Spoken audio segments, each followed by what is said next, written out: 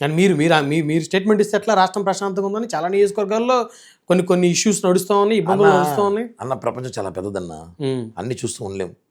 జరిగినప్పుడు అట్లా దాన్ని జరగకుండా చూసుకొని బాధ్యతను మాట్లాడతారు. అబ్బా అలా జరగకుండా బాగుండేదిరా అంటారు. జరిగాక ఎవడైనా జరిగిపోయింది అంటారు. కాబట్టి కాలం పెద్దది, అందరూ ఒకేలాగా ఉంటారు. కొంతమంది మెంటాలిటీ రకరకాలు ఉంటుంది. అందరూ ఒకే మైండ్ సెట్, ఒకే మొహాలు ఉండవు. ఆ మారినప్పుడు దాన్ని మనం ఏం చేయలేము. సో ఇప్పుడు జనసేన నుంచి రోజుకి ఎన్ని ఫోన్ కాల్స్ వస్తుంటాయి మీకు తెలిసిన కార్యకర్తలు, స్నేహితుల నుంచి?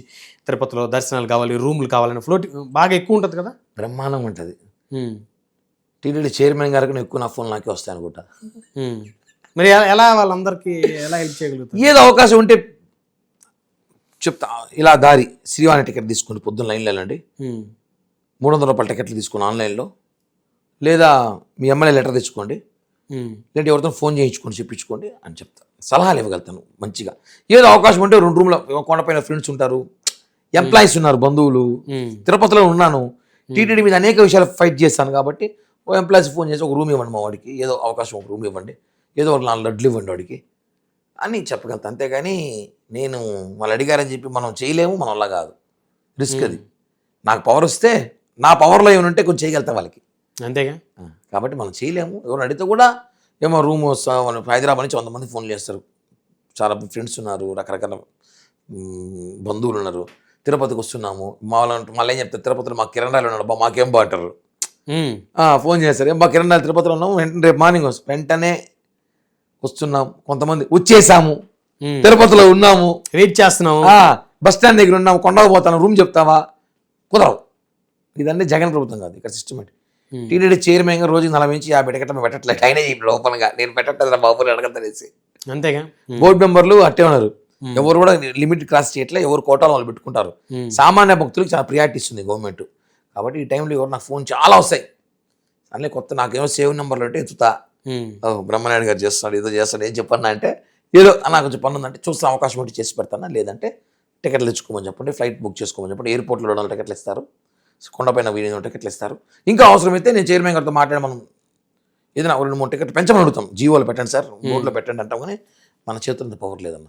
అంటే ఇక్కడ సిస్టమ్ అంతా ఐఏఎస్ వాళ్ళ చేతిలో ఉంది, వాళ్ళ దగ్గర పవర్ ఇది. సో కాబట్టి అన్ని ఫోన్లు చాలా వస్తాయి, అన్నిటి రెస్పాండ్ అయితే కాను.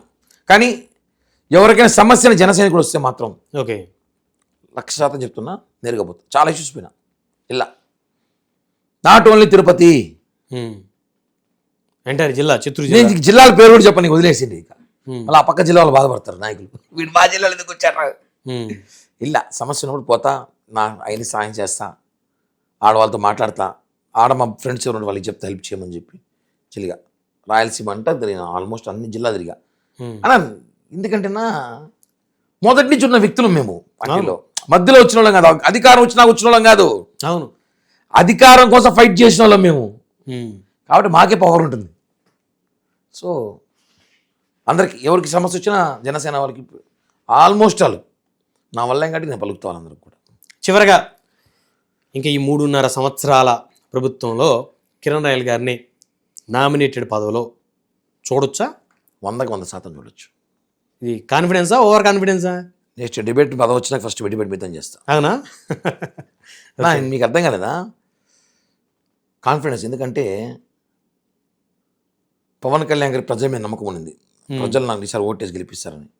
నాకు పవన్ కళ్యాణ్ గారి మీద నమ్మకం ఉంది, నాకు ఆయన న్యాయం చేస్తాడు అది.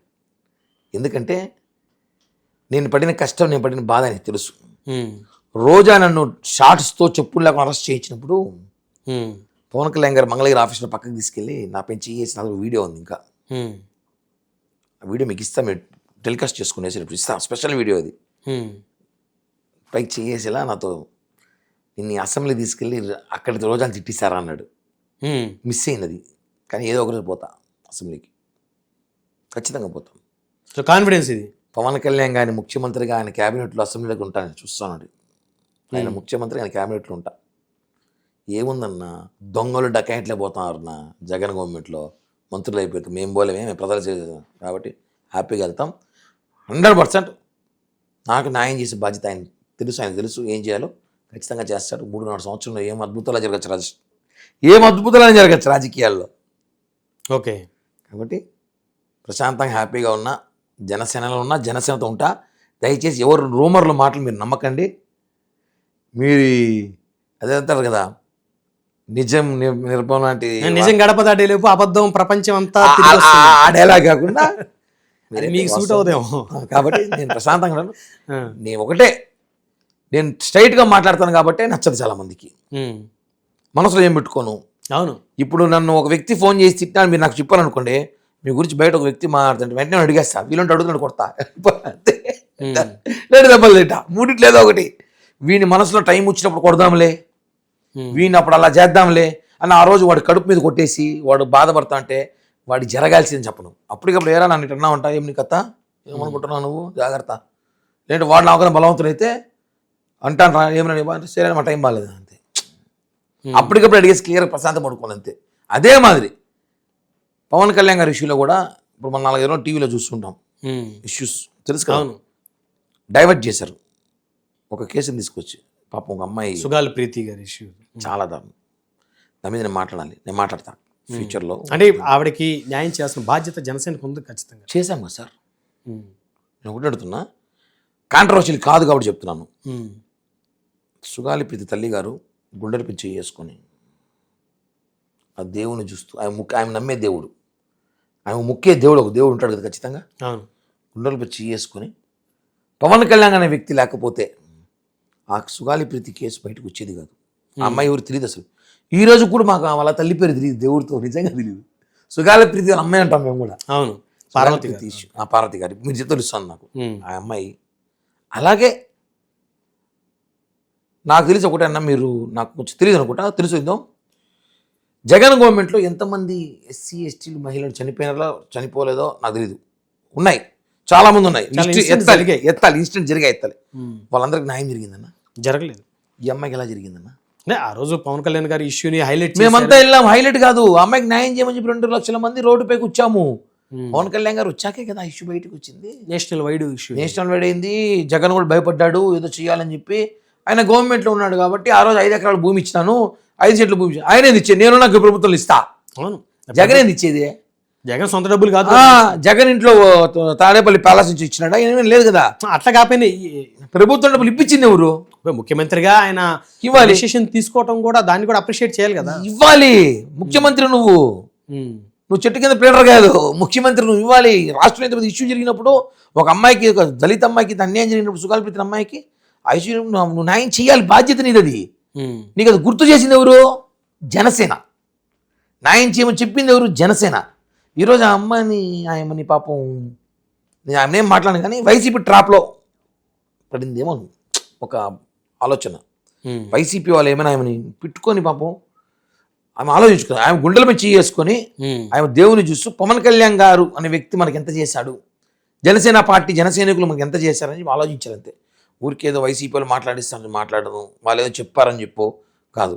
దాని మీద ఎంక్వైరీ జరుగుతుంది. ఇప్పుడు కూడా సిబిఐలు 100 కోట్లు వేశారంట, చెప్పారు అడ్వకేట్, జరుగుతుంది కిరణ్ అనేసి. కాబట్టి దాని మీద ఎక్కువ మనకు తెలియదు కాబట్టి ఎక్కువ మాట్లాడను.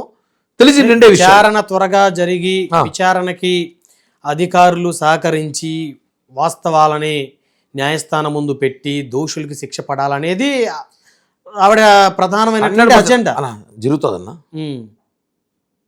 YS Vivekananda Reddy ex minister సిబిఐకి ఇచ్చినారు, ఇంతవరకు బయటపడలా. ఎవరు చెప్పారు దిల్లా, అందరూ తెలిసి ఎవరు చెప్పారు అంటారు. మళ్ళా కొన్ని ఎలా ఉంటాయంటే సెన్సిటివ్ మ్యాటర్స్ ఉంటాయి. కావాల్సింది ఎవిడెన్స్ కానీ ఎమోషనల్ కాదు. ఆ ఎవిడెన్స్ కొన్ని ఇక్కడ ఉన్నాయి, అంటారు లేదంటారు, రకరకాలు ఉన్నాయి. జరుగుతాయి ప్రయత్నాలు, గవర్నమెంట్ వాళ్ళు చేస్తున్నాం. పవన్ కళ్యాణ్ గారు చేస్తున్నారు. కేవలం ఆయన హత్య చేయడానికి ప్రయత్నిస్తున్నారు, ఆయన బాధపడడానికి ప్రయత్నిస్తారు. ఆయన చాలా బాధపడ్డాడు మొన్న మీటింగ్లో, చూసారు లేదో. అవును, అదే అంటున్నా. నేను సుగాలి ప్రీతి గారి తల్లిగారిని ఒకటే అంటున్నా, అమ్మ దేవుని ఎదురుగా కూర్చొని గుండెలు పిచ్చి చేసుకొని కళ్ళు మూసుకొని పవన్ కళ్యాణ్ అనే వ్యక్తి నీకు ఏం చేశాడు, ఏం చేయలేదో ఆలోచించుకొని మాట్లాడండి. ఇంకెక్కువ ఇదే క్వశ్చన్ ఆన్సర్. నీకు వేరే డెప్త్కి వెళ్ళి ఆ విషయంలో నేను మాట్లాడను.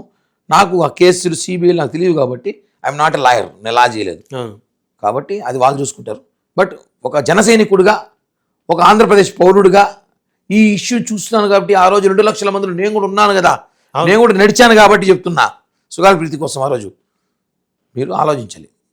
అది ఆలోచించి మాట్లాడితేనే మీకు కూడా న్యాయం అనిపిస్తుంది. దేవుడు ఉన్నాడు అంతే. కొన్ని మన చేతుల్లో కొన్ని దేవుడి చేతికి ఇచ్చేది కాబట్టి అది చూసుకో. అదే నా ఇష్యూలో పవన్ కళ్యాణ్ గారు చాలా బాధపడ్డారు. ఆ ఇష్యూలో కూడా మేమందరం కూడా పవన్ కళ్యాణ్ గారికి నిలబడలేదు. ఎందుకంటే అది ఎవరు చేసినా సరే, పవన్ కళ్యాణ్ గారేనే కాదు, ఎవరు చేసినా అటు ఇష్యూ రోడ్డుపై కూర్చున్నప్పుడు అవును. ఆయన పవన్ కళ్యాణ్ గారు వచ్చారు, ప్రతిపక్షం ఎమ్మెల్యే కూడా కాదైనా అవును. రోడ్డుపై కూర్చి జగన్ గుర్తు చేసి అన్ని తీయించామంటే వైసీపీ వాళ్ళు వచ్చి మేము చెయ్యాలరా మీరు ఇంకా ఎందుకున్నారు గవర్నమెంట్లో? చెయ్యాలి మీరు. గవర్నమెంట్ ఉన్నప్పుడు చెయ్యాలి. ఏమి అంబటి రాంబాబు సొంత డబ్బులు ఇచ్చాడా? పేరు నేను సొంత డబ్బులు ఏమి ఇచ్చాడా? లేదు కదా, ప్రభుత్వం డబ్బులు ఇచ్చారు మీరు. అది జగన్ కాదు, మీరున్నా చేస్తా నేనున్నా చేస్తా.